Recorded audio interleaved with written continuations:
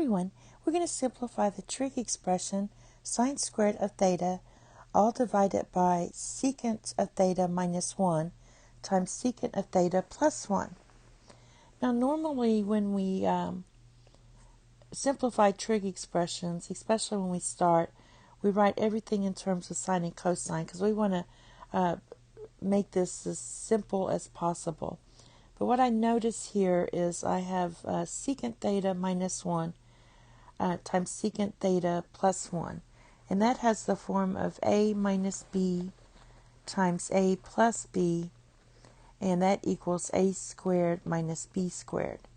So if our secant of theta equals a, and our 1 equals b, then I can rewrite this. I'll keep sine squared in the numerator as secant squared of theta minus 1.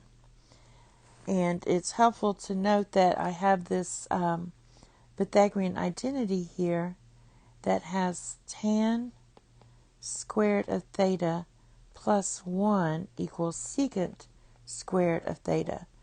So basically what I can do is write this as tan squared of theta equals secant squared of theta minus 1 if you subtract 1 from both sides. So I'm going to go ahead and substitute in tan. I'm trying to get rid of this 1 here. So we're going to have sine squared of theta divided by tan squared of theta. All right. Now this is probably a good idea to write this in terms of sine and cosine. So we're going to have sine squared of theta divided by, now tan is a quotient identity. It has the square, so you have to put the square. It's going to be sine squared of theta divided by cosine squared of theta.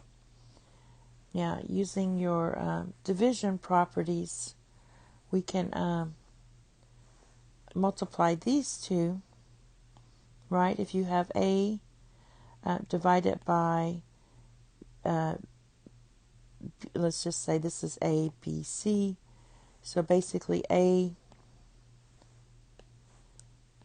divided by b divided by c is the same as a times c divided by b, right?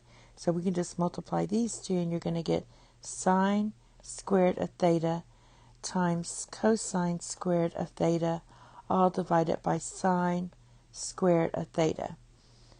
Therefore, these two cancel out, and this is as far as we can simplify. And we would write this as cosine squared of theta.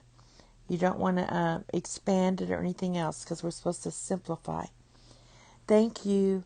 Have a nice day. Bye-bye.